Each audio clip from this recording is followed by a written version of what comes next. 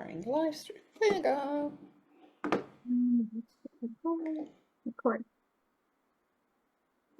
All right, so we are here for our May chat and chuckle. We're going to be talking about introducing cats, inter-cat aggression, all of the things that we have to deal with when we have multiple cats. And we're here with Frania today, who just wrote a book last year, Behavior Matters for Cats and Dogs.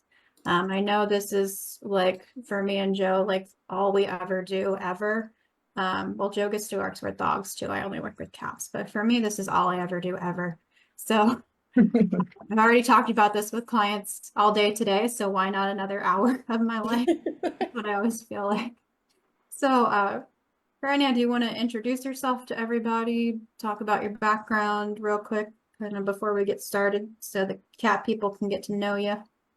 Sure. My name is Frania Shelley-Grielen, and I'm an applied animal behaviorist working up in New York City.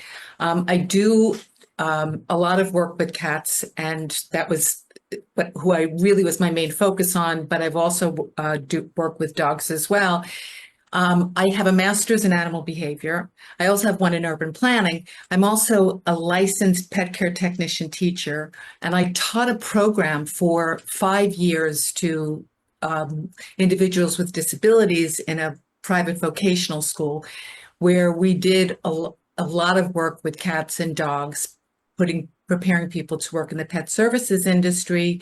And I continue to work in the applied area with private clients. So, and I've got, yes, and the book I have, this is my latest book, Behavior Matters for Cats and Dogs. I also have another book called Cats and Dogs, looking at companion animals from their point of view. And interested and happy to be part of this conversation on feline aggression, because as we all know, this is one of the top reasons for people consulting animal service professionals and for surrender. So great to be able to say more about it and hope that we can shed some more light on it. Yeah, and hopefully this is one where we get a lot of questions, because this is what everybody is talking about. I can't believe we haven't talked about this yet. I know. I mean, you just had your presentation at IABC conference on cat introductions, so so that's kind of fresh in your mind. So we are on a roll on the topic. I've had multiple clients this week already with some kind of cat aggression / conflict was a factor. So even in my dog cat introduction session yesterday with my clients, there is a cat to cat conflict that is a factor in everything too. So it's it's definitely like, if you work with cats, you work with us. Yes, you do. And it was interesting because I was just looking at a paper that came out very recently from 2024, the American Association of Feline Practitioners. They don't like the word aggression. They want us to say intercat tension. And I think that's a great point, because words are powerful. And when we look at it this way, and what we view as aggression, which would be an intent to cause violent harm, we kind of take away from the dimension of the communication that these cats will be communicating with each other. So, yeah. I now say, tend to say aggressive behaviors rather than aggression or aggressive dog or aggressive cat or whatever, because it's a behavior is aggressive. It's not like the whole thing, right? So trying to take the labels out of things a little bit. Although aggressive behavior, I guess it's a label too. Right, exactly. And so if you look at more like what the functions would be, I really like that whole concept. It's a very broad one, but I think it's really effective across species, of distance increasing or distance reducing behaviors. Yeah. And so if you really think about what the cats are trying to do, which is to gain space or to stop something from happening. And that is really, what a lot of these behaviors are. They're not about aggressing in an offensive manner, right? So, yeah. Yeah, and there's so many, like I call them passive aggressive behaviors in cats too, like the body blocking and the stare downs and just like the intimidation tactics that cats use. And Where a lot of clients, a lot of owners don't see those. Mhm. Right. yeah, I had a client yesterday, I don't know, earlier this week, they sent me a video of their cat going through every displacement behavior that there is, stretching, grooming, lip licking, yawning, all in like a 45-second period. And they're like, look how relaxed my cat is around the other cat. We're doing great. And I was like, no, not really. So yeah, it's amazing how much people don't know about the animals they have in their own homes sometimes, which that's where we come in. And body language is always something that I still feel like I shouldn't have to go over, but I just can't get that out of my brain that like people should know this, but then they don't, because it's always like come naturally to me. I think that's an excellent point that when you're working as a practitioner, when you're talking to people, we kind of want to jump past that.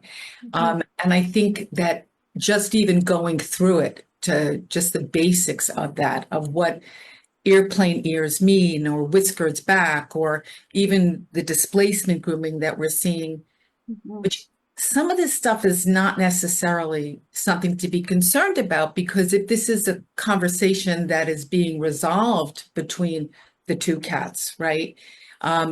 That's okay. But if we can really look at what is being communicated with body language, that gives us so much more information. Yeah, absolutely. I always start my consults. I do try to start my consults, especially with the kind of intercat tension. Clients from going through the body language and stressing how important it is for them to learn the body language and to kind of see the small signs of discomfort and anxiety and stress, right? Because I don't know how about you, but I always get this question like, what do I do? What do we do when they get into a fight? And I'm like, well, we're going to try not to get to the point where they will want to get into a fight. So before they start meowing, howling, hissing, we need to see it, and that's when we need to intervene. So kind of like I do tell people what to do if the cats get into a fight, obviously, but I'm like, let's not even get there. Or do we know what a fight looks like? Like, what are we defining as fight? Because, Laura, I think when you talked about staring and blocking, I mean, this really is when you see things start to escalate, right? Where is it playing? Is it fighting? Is it warning? Is it something that's being resolved? Really gets way more complex and complicated.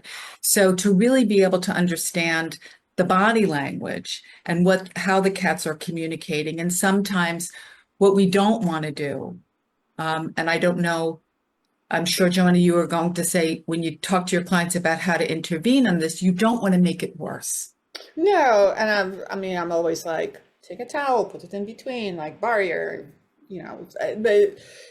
but as I'm saying, like my main goal for my clients is to be able to recognize when we and when I'm saying fight, I mean physical altercation, right? Which is like, like the ultimate solution. And they always want to know also when to move on, because everyone's in a hurry, and I don't blame them necessarily, but like when you can recognize that your cats are relaxed, and I can agree with you. Yeah. I don't know so I do this thing where I have my clients send me videos before the session and kind of while we are working on things. And I always like to go through body language with them kind of as I see it on their cats, because it's a completely different thing when sometimes I have had clients who have really hard time kind of transferring the knowledge from even like handouts or whatever to seeing things in their cats. So I think this is very helpful to have the videos of their own cats and then just being able to point out. So see the ears, see the thing, see when he looks here, see when he moves away. That kind of helps them. And it's a lot easier to point out body language in a video than it is to point it out in real life. Yeah, absolutely. I do a lot of on-site work. If I can, I really do. You get a lot of information like that. I have to admit that I almost prefer that to be able to walk in, because you're not just getting the cat, you're getting the environment, you're getting the dynamic, you're getting so much information that way. Of course, a lot of cats are not going to come out and greet you. You know, a lot of them are like, okay, new person, like, you know, exit stage left kind of thing. But this is something where you can really see more with that. And if looking at pictures and looking at videos, I also like, I know there's a lot of these I'm trying to remember who does it, but there's these quizzes where you can do these interactive quizzes where you can like look at the face, and you can really, and of course the face of the cat is extremely communicative in terms of eyes and ears and whiskers, right? These kinds of things, muzzle tightness, but the entire body, right? I still like Kessler and Turner's cat stress score from like 1997, which like took the whole body and just scored it according, you know, so to be able to share that with people. So they also have a context and a frame of reference to be able to look at that. Yeah, so I think there is like arguments to do for the in-person and for the virtual, and I do cats nearly exclusively virtual, except for like very rare cases. For the reasons that you mentioned, that kind of, you know, no, new person like cat, you can't see the cat, right? Sure. So I tend to do the consults virtually, which is good and bad. I think both methods have pros and cons. I used to do in person, and I switched over this year to just doing virtual. I do think I'm missing some things. I am missing some of the things that you mentioned, but overall, I felt like I was wasting a lot of time, because people want to like show you their house and drag the cat out from under the bed, and you have to be like, no, stop, I don't want that. And Right. I have a lot of stuff to go over, and it just was too much small talk and stuff for me. I don't like that. I don't like Yeah, I also feel like I share quite a lot of resources and things when I'm doing cat consults, and it's like, well, I recently had a cat consult in person because my clients lived like literally 2 blocks away from me. I'm like, well, I'm not going to go and do it on Zoom. And their cats were very, very sociable. And we were doing other things. It wasn't inter-cat contention. It was cat to human miscommunication. But it felt a little bit weird, because I was like, where are my handouts? I don't have handouts. I don't have things to show you, which is weird because I do dog sessions all the time in person, right? And I don't have handouts when I'm doing those. So I don't know why it kind of felt like I'm missing something. Well, I do remotes. I mean, obviously it depends on where the person is located, and some people, you know, it works better for them that way. But I walk in, whether I'm doing a dog or a cat session, I have a cat bag and I have a dog bag, and I have all kinds of things that I can show them, which is nice to be able to handle, you know, this kind of puzzle feeder over that kind of puzzle feeder, you know, this thing over that thing. So being able to touch it, and then I print out in 8.5 by 11 pictures of enrichment and environments, and, you know, how to do some staging around the home. So I do like that. I really keep it focused on the cat and what's going on. And so I don't get into, you know, the social conversations. I mean, I'm such like a behavior geek.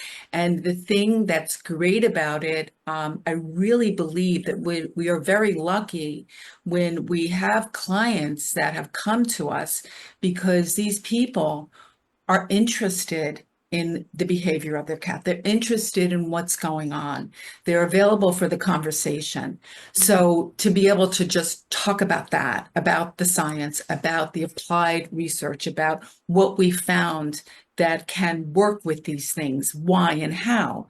So, and then I follow my sessions with a report, and be interested to hear what you guys think about this, because I really kind of try to limit it, instead of like giving them all this stuff, because you don't want to overwhelm, but at the same time, you don't want to not give resources. So I'll do a summary, I'll do a report, and I'll do links and stuff like this in there as well. So I really want to do a complete package, as it were, kind of a thing. I've heard, and when I said about asking, there's a great paper, and it's about dogs. It's about separation anxiety, and it's about compliance. Not crazy for that word, but the thing that's really interesting about this was there was in the write-up, and I can give you the reference if you're interested, was about how would people comply with the recommendations that were being given for essay. And what was found was that can't be more than 5. 3 is ideal, so between 3 and 5. And of all the interventions that were given, the 2 that were the most effective, no shock, no punishment, and more exercise. So with cats, I don't know, we could do more exercise. We can certainly do more enrichment, right? But it's one of my favorite papers for that reason, which was, okay, if you just, take away punishment, and there's a feel away study that also talks about removing punishment and how effective that is without any kind of anything else. So yeah, I think it's an interesting conversation, especially for because I think big part of our audience are pet professionals, behavior professionals. So it's always an interesting conversation to kind of talk about how we do consults differently, because I know that people, I mean, we work on our own, and we're like, oh, am I doing this right? Did other people discover some, holy grail, and am I missing on something? So I think that's a cool conversation to have. yeah. So Laura, how do you do how do your consults look like? So I have kind of like a template that I follow for the initials, and of course I deviate from it if it needs to be, but 9 times out of 10, this is territorial aggression, competition over resources, I don't want to live in the same house as you kind of deal. I go over body language, play and enrichment, which is the most, I call it the most minimal effort plan on the human side that has the greatest effect on the cat side. Because I've learned, compliance, you have to give people things that are realistic that they're going to do, even if that means that their play plan is 5 minutes a day. So body language, play and enrichment, my actual introduction plan for how we're going to do them, how to manage the day-to-day aspects of things, if we're going to swap spaces, if we're going to just keep one cat in a room, whatever we're going to do. And then at the end, I go over our long-term plans. So I like to start that at the beginning. I don't tell them step by step what we're going to do, because that changes constantly all the time. More like how to set up the environment for success. So, resource distribution, how can we improve on all of those things so that they can start thinking about it. If they don't want to move their single litter box up out of the basement, then they have now time to think about it until we get to the end and we have them together more.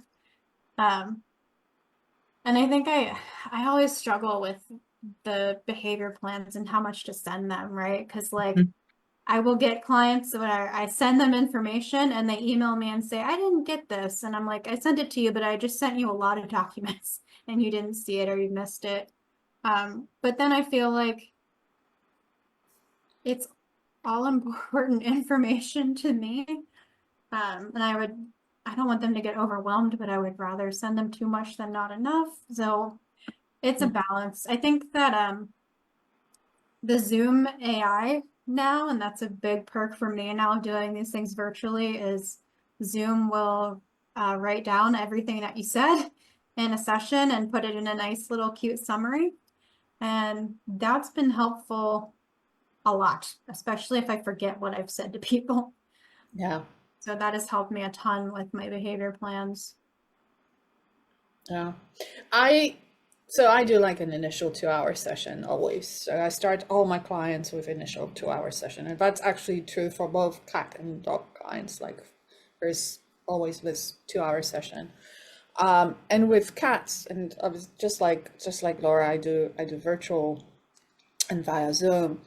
And I sort of go through my sessions, my initial consults follow the 5 pillars of Right. feline wellness.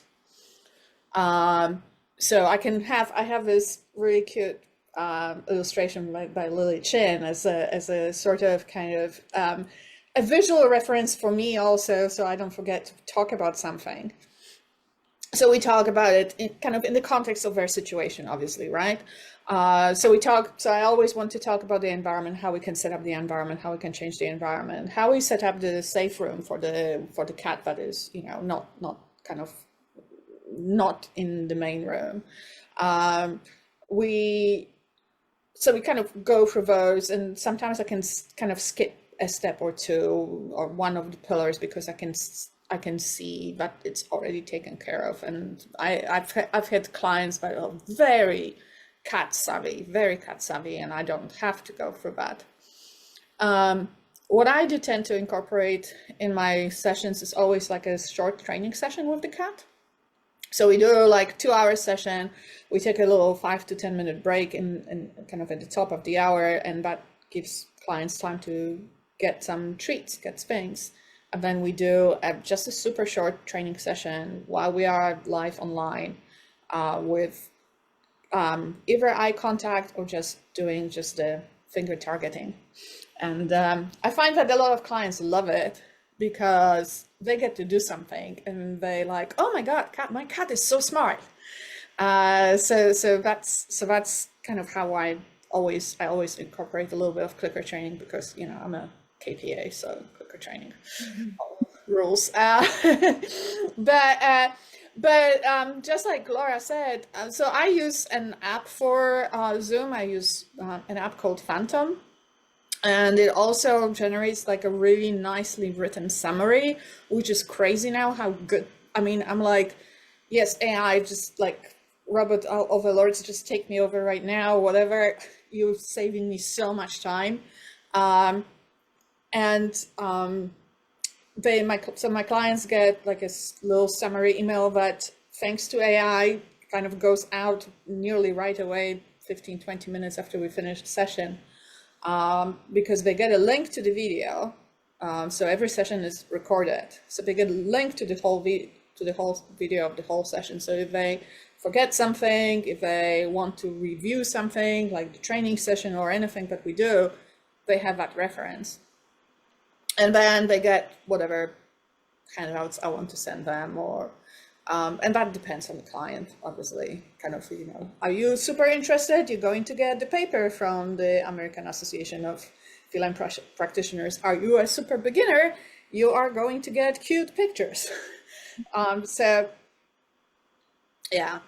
I definitely, I think we all, when you're working with cats, have got to look at environment. So we're talking about putting one in, you're talking about the environment.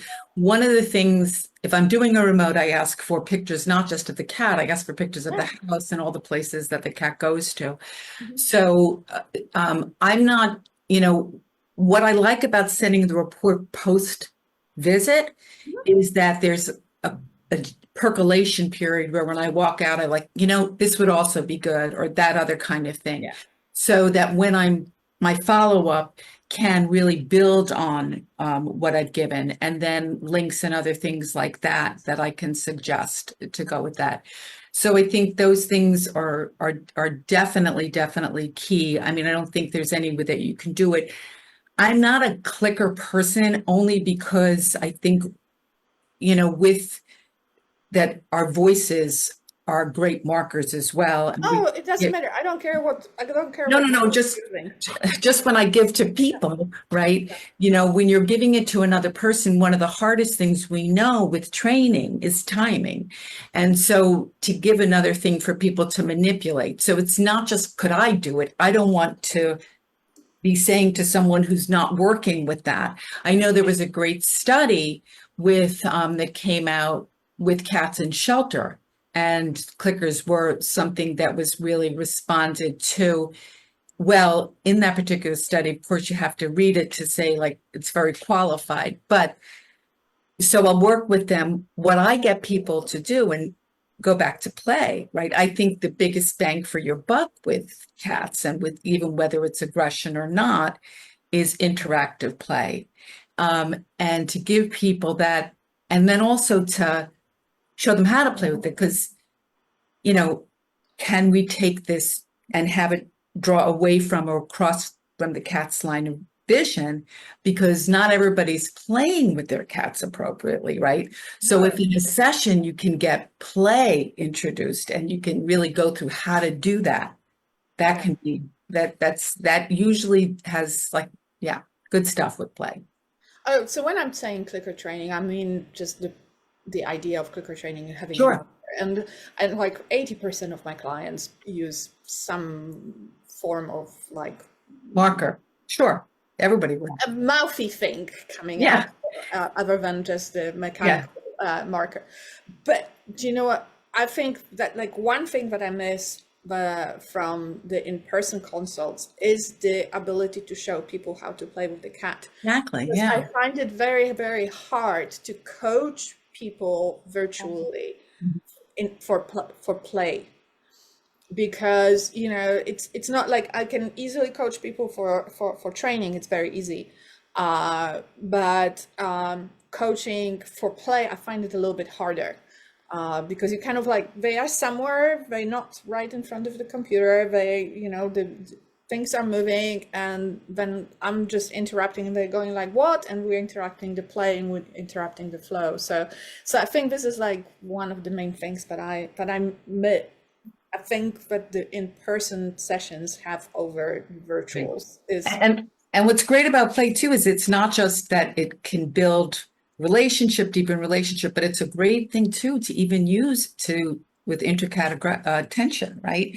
Intercat aggression, but you can really even, because the biological hardwiring, all of a sudden something's moving along. Well, forget you, look at that, you know, kind of thing. And so it's such a wonderful thing to add to the toolbox to be able to give to people. I mean, I'll definitely talk about, and I'm pretty sure Laura talks about, I mean, every single behavior modification plan for cats has like daily 5, and I don't go like 5 minutes of play. I don't say, you know, not, I mean, if it can be longer, but I always say 5 minutes of play. And I do walk people through you know, like play is hunting, like play is pretend hunt, be a mouse, be a cockroach, pretend that you are pretend that you're dying, pretend that you lost a leg, you know. So I do talk them through, but yeah, and I think sometimes I went into people's houses, especially when I'm working dogs and cats, and they're like, oh, the cat doesn't play. And then I pick up a wand and you know, and I start moving it, and they're like, oh. Like, do you have the bird? Because the bird is the hot. Oh God, yeah. The bird. What I'm saying, when you would say to the client, like, what about the bird is the best. The bird is the best. I was just taking pictures of Michael Delgado's book earlier today, and I'm like, I wish I had a digital copy, but I was taking pictures and uploading it because she has step-by-step how to use it for desensitization and counter conditioning for fearful cats. And I'm trying to teach someone to have someone's cat approach her because she's like their little house feral, and they were struggling. So I'm like, again, like, you can't, I wish I could be there to do it for her, but the cat would never come near me. So Yeah. But sometimes that cat that's underneath the bed, because the fearful cat that's not coming out, you know, you start to play with it, and it's about, you know, if you're doing it so that the focus is only on this toy, you're doing it right, correct, whatever, you will get that cat to engage with it. And that is something that is really beneficial to be able to show people. I try not to put a number on how much time because I want people to do it. And so I think sometimes if we say it has to be this much time, I'll say if it's 2 minutes and you can do it consistently, then please to go ahead and do it. I also try to give it to something where they link it into something that they're doing so it becomes part of a routine so it gets done. I know Jackson Galaxy is big on the, playing before they eat, because this is a sequence, right, that would happen, predatory behavior, and you would catch the thing and then you would eat it. But I try to just get it to people so that it becomes part of their routine. We know that one of the biggest things that we also can do for animals in our home that are really captive to our routines is to give them schedule. And so to be able to say, if you can do this every time you do this, that, or the other thing.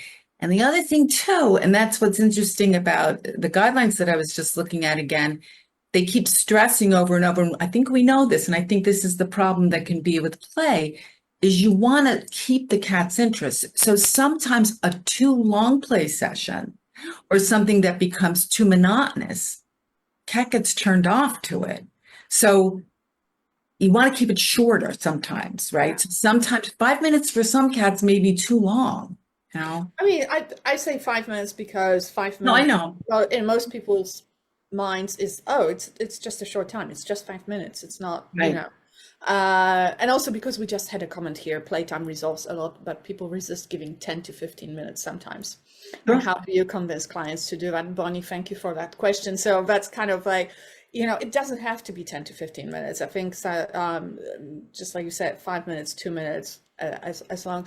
I think what is most, and I've also had clients who would play with their cats, especially kind of kittens of the adolescent age, that I have a very technical term for, that is shittens.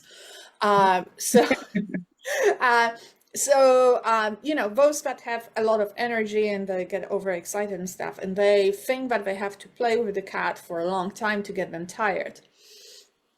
But they never let the cat catch the toy. And so we end up with an extremely frustrated cat who is tired but not fulfilled. So my goal, and I always stress to the people, is I don't want your cat tired. I need your cat fulfilled from the play. But they feel like they caught something, that they hunted, their hunt is successful, and they've eaten something. And no laser pointers. That's why we don't use those, right? Exactly. So that's, I think the kind of people think, oh, I'm going to have to play with the cat. It's going to take half an hour.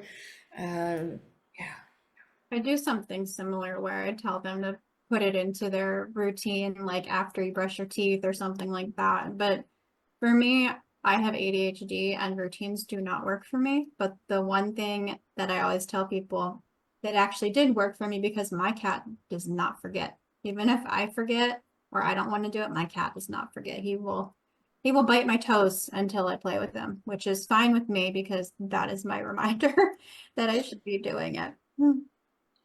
So I'm like, if you can do it for a week, your cat's not going to forget, and they will tell you. Yeah. I do want to say just one other thing about the laser pointer, which is extremely frustrating and very popular. But I will say that if we're talking about diffusing tension, and you've got something where it's really intense with two cats, where they're, staring, growling, you get into vocalizations, which we know is really PS. Vocalizing is really one of the big things to look for when you see cats interacting with each other. If they get into wrestling, how do we know when it's fighting and how do we know when it's playing? Vocalizations are one of the things that if you start to hear this, and those low guttural kind of sounds, we're like, wait a minute, this is something that's not a good thing. Also, when you get the cat going down on its side, right? Because then I can use all four of my whatever. But that laser pointer, if you can, that is the only, I believe, and I've done this, the only really good use for it, because you can bring that out to distract that engaged cat that is really focused. Again, it's the same thing. We're really using biology to trump this, right? This is natural behavior. I'm going to see this and I'm going to be more interested in this than what's in front of me. So it is something that I do have. It's not something that I would ever use for play and only as a last ditch kind of distraction kind of a thing. So yeah, just to mention that, because I know I write about that in the book, so I don't want, but but you said no, but yeah, but in a very discreet manner to break up a fight. Yeah, I think if they are still in the kind of in the mindset when they can still like notice things around them, right? Because sometimes they're just like so focused on the other cat that you can dangle a toy in front of their nose and they'd be like, I don't see it. Yeah, it's got to be in that sudden movement in the peripheral vision. You've got to try to appeal. You're right, but if they are so focused, I mean, the way the cat brain works, where this kind of firing that goes on that gets very tracked onto what they responsiveness, that's when you have to do the piece of cardboard pillow kind of thing to kind of break the visual stimulation so you don't see it. Yeah, absolutely. No hands though, no arms. Oh God, no. Please don't ever. No. My husband did that one time. And I'm like, you're married to me. I wasn't home. We had a new foster cat and he went in to feed the foster cat and he flew out the door and just attacked one of my cats. And he went to pick up the cat and I was not home. Yeah. We didn't keep that foster cat. It's instinctual. We as primates want to reach and grab and do all the rest of this, but I mean, when it comes to their statistics on this, when we talk about bites and scratches from cats, these are the numbers. I'm not making them up. We see that most of those injuries are to our forearms, and most of this is middle-aged women. I mean, it's like dog bites are little children under the age of 12 and mostly boys and boys with risky behavior. I mean, that's just the way those numbers shake out. But we really want to try to avoid putting whether it's cat, dog, or any animal, your legs are the strongest part of your body. And it's also why when I would train people, when I work myself, it's like, always wear those blue jeans, something that's got a lot on them, where you've got good coverage, and shoes that your toes are not exposed, so that if you have to get in between something, this is going to be, you've got to have, be safe, right? Yeah, absolutely. When I had my kitten, and he was going through the adolescent stage, and he thought that the best thing ever was to climb up my legs. I think I wore jeans for like a year exclusively around the house. Could not wear anything else. He probably appreciated that too, because it was great traction. Absolutely, he loved it. Yeah. So anyone, any more questions? Bonnie, I don't know if we've answered your question. How do we convince clients to do that? I think we talked a lot about how to elicit compliance.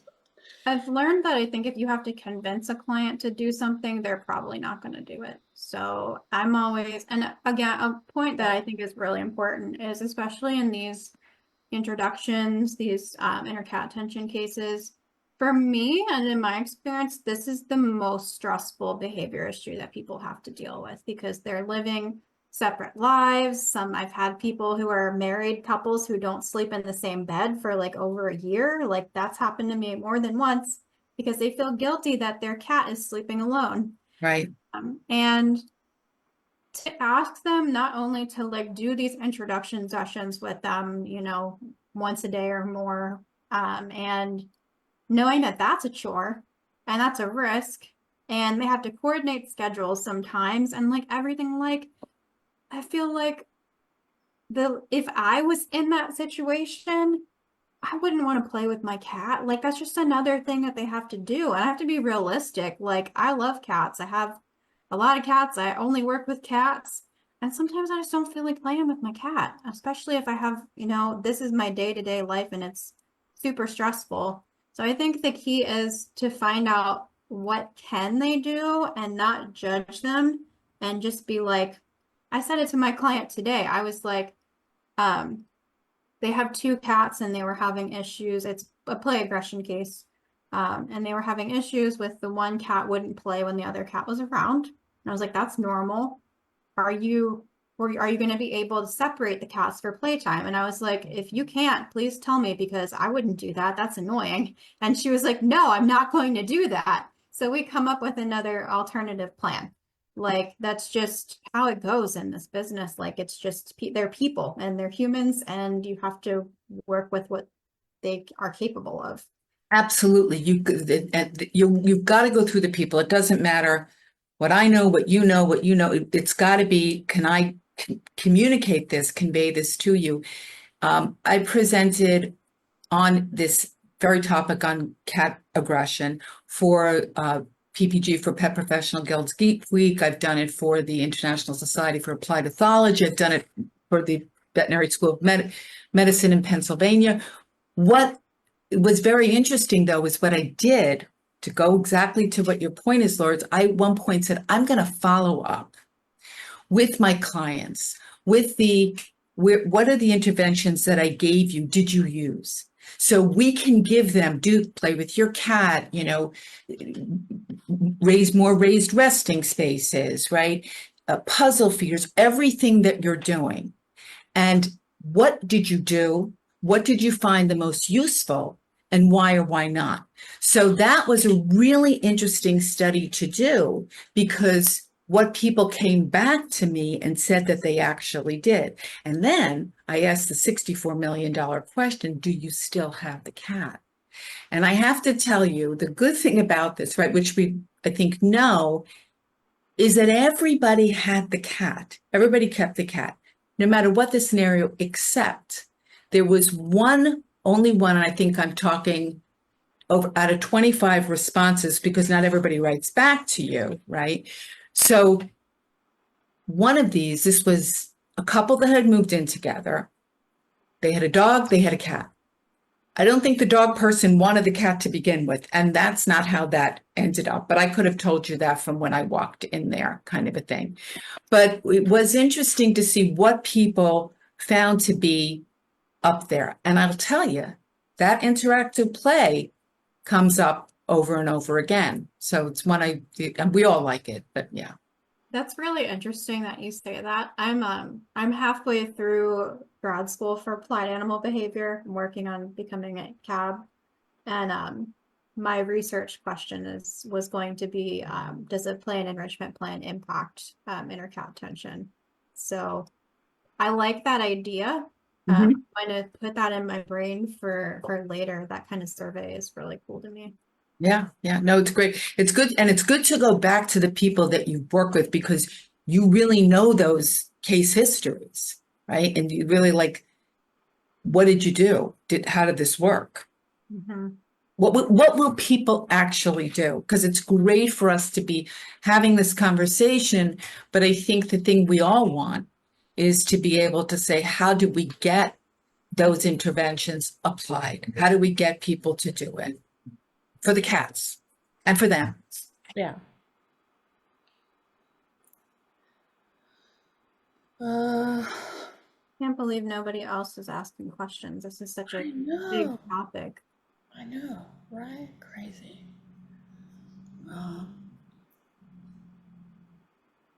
Yeah, so both Laura and I use a lot of training, kind of a lot of pattern games in our intros. I don't know if you know Control Unleashed pattern games. I'm familiar.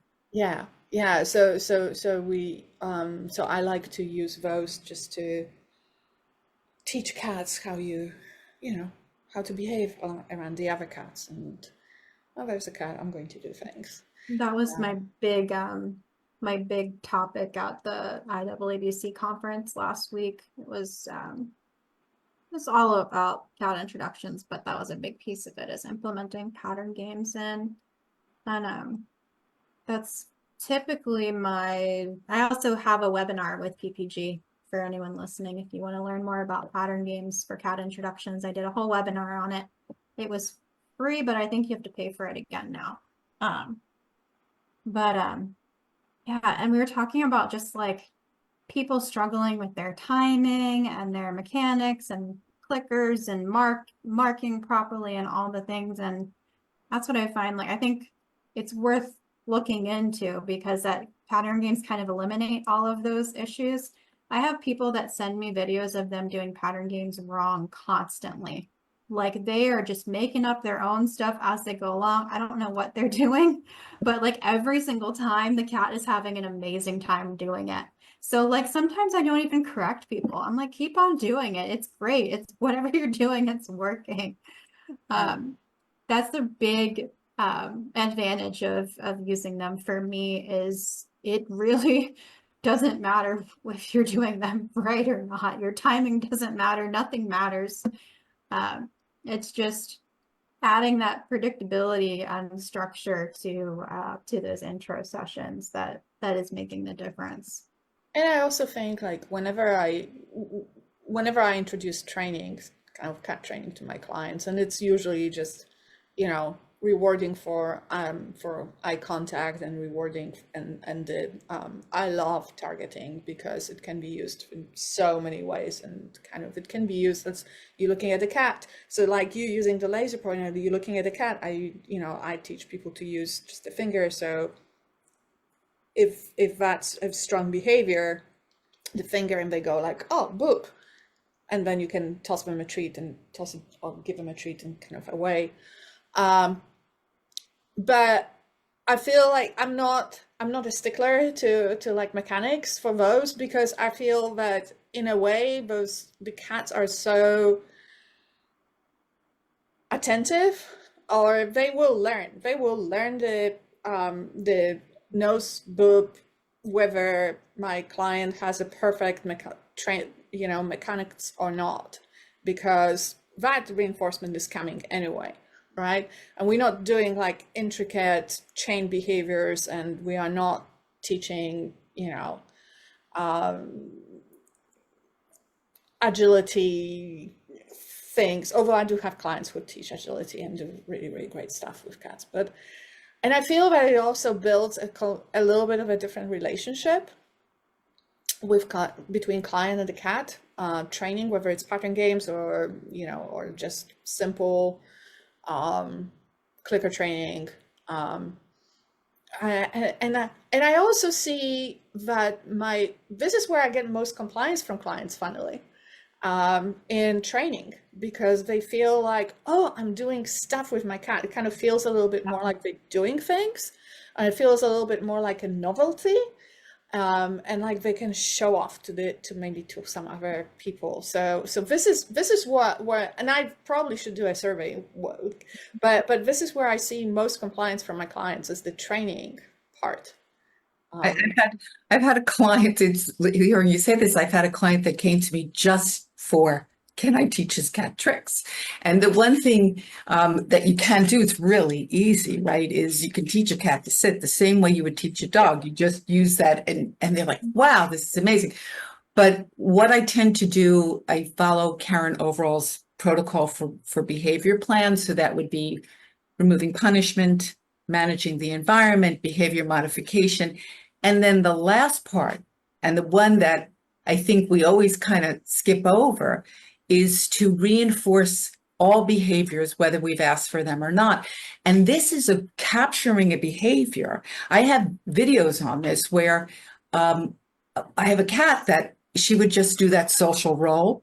And every time she would do the social roll, I would say, boom, right? And so after a while, just boom, good boom, good. And you reinforce, right? And you do them, you mark, and then you reinforce. And I like to say good, whatever the label is. So good boom, good boom.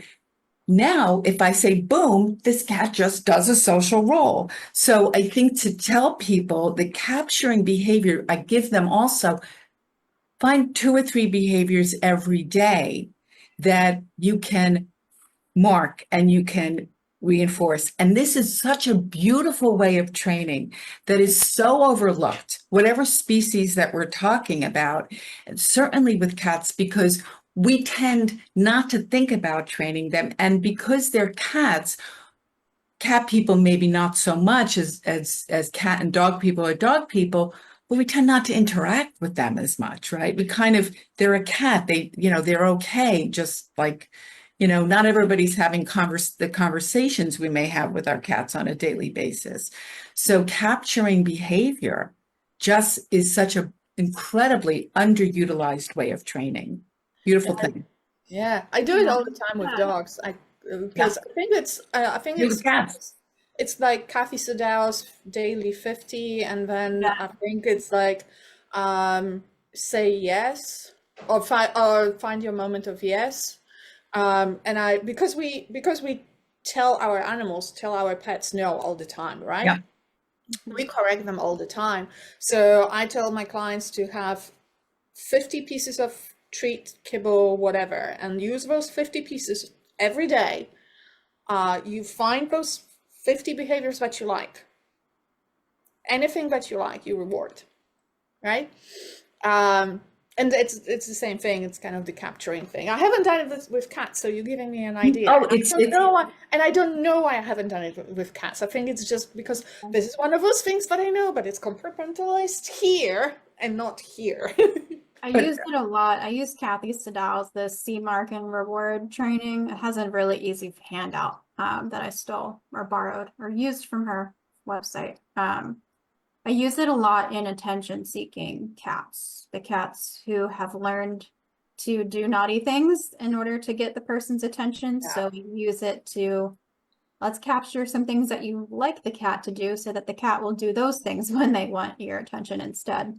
So I don't think I've used it for introductions, but maybe I can branch out. I definitely use it a lot in those just annoying cat cases. I mean, I think, and I've got, by the way, I've got YouTube, Instagram, TikTok, my own website, animalbehaviorist.us, but I've got videos showing this cat training and showing capturing behaviors and all the rest of this stuff.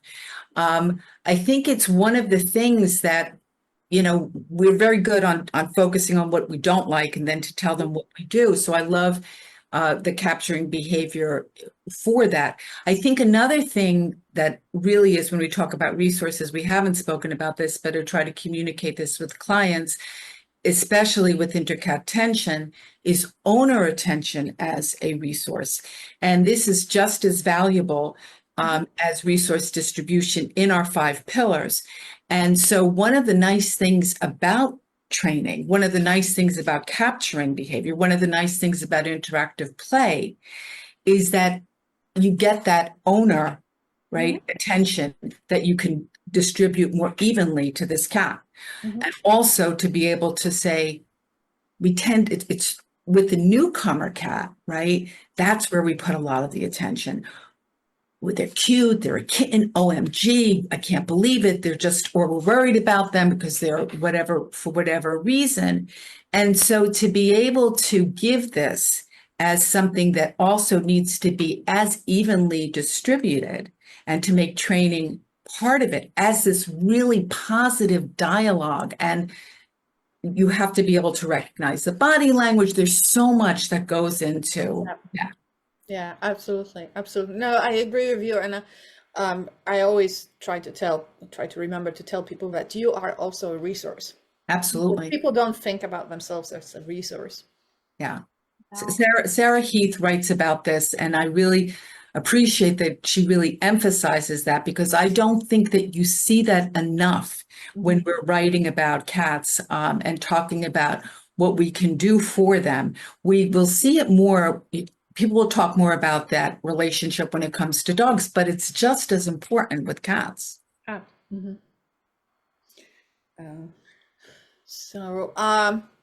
Guys, anyone who's watching us, we have 6 minutes left. So if you have any questions, anything that we haven't talked about, anything that we haven't addressed, you're confused about anything, you have questions, let us know now. Like now. Ow. I think a good wrap up would be to talk about just the success rate of these cases, because I think less now, but when I was starting out and I was just starting to take these kinds of cases, I was not successful a lot. And I'm honestly, now that I'm a lot more experienced and this is all I do, I'm still not that successful very often. And I think that's hard to cope with sometimes, but it is the reality. I think that Inner Cat Tension Guidelines had a survey where it said something like 6 out of 10 cases of inner cat tension got better and the cat's fully integrated. And then three had to be permanently separated and 1 ended up in rehoming. It's only 60% success rate in that small sample of 10 cats. And I guess I probably have 62%. I would have to go through and look. But I think all of the different outcomes where there might be permanent separation or partial separation or rehoming, or this might go on for over a year before we resolve it or get to the end of it. And I think that would have been important for me to know when I was first starting out. So I just wanted to put that information out there to like, yes, you might not be doing a good job, but it's more likely that it was never going to work out to begin with. So I think that's important to know. I think you also have to look at when we come up with those, it's so multifactorial why it's not working, right? Is it how we're doing it? Is it how long we're doing? Is it how long we're not doing it? I think one of the things that I really try to work with people is go back to go forward. And I think one thing that's difficult for us, especially with cats, time. So time and distance, right? This is how they integrate themselves. This is how they deal with when it comes to these existing tensions. And so we kind of have to really accept that cats wear a different watch. They're not us.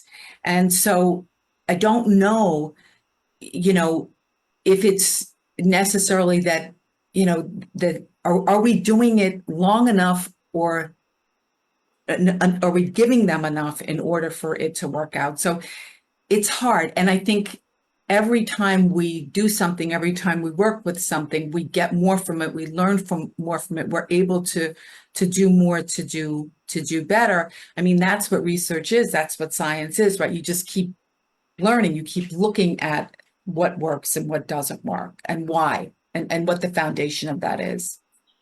And I think the big part of this kind of, because it's such a long-term thing, I always tell my clients this is a marathon, not a sprint. Right. But I think a lot of times maybe the cases fail because of the owner fatigue, right? Yeah, like it's absolutely. it's so overwhelming, like it's so much work. And this is kind of why I don't do separation anxiety in dogs, because it's like the same thing. It just takes a long time of tiny little steps. And so, yeah, maybe these 2 cats could be integrated at some point, but do the owners have kind of capacity to stay with the program for this long? So that's kind of like, I think the human part in these cases is so important. Well, they have to have commitment, have to have buy-in.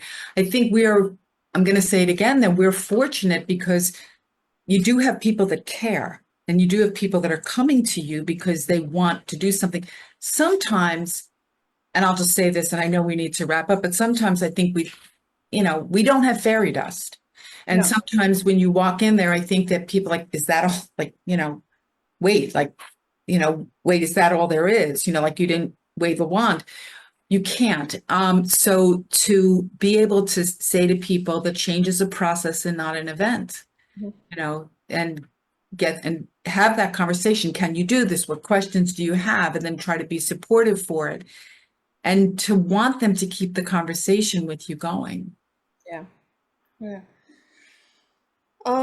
So before we go, Frania, do you want to once again repeat how people can get in touch with you, how they can find your stuff, just basically plug yourself and your businesses and your books again before we go. Okay, so the easiest way, the best way, I've got all my links there is animalbehaviorist.us. That's my website. And if you want, you can also email me animalsbehaving.com. Yeah, it's animalsbehaving@yahoo.com, but animalbehaviorist.us is really going to be where you're going to find all my links. So I've got tons of free for the reading articles, by the way, that are up there, and also links where you can get my book. You can also get this on Amazon. My latest book, Behavior Matters for Cats and Dogs, is there as well. And I hope to hear from people. Thank you. Oh, so your website is in the comments now. Anyone who wants to go can just click on it and go. Thank you. Well, thanks for coming. No, glad to be here. Hope to come back. Thank you, ladies. All right. Thank you, Frania. Oh no, thank you. That was great. It's a really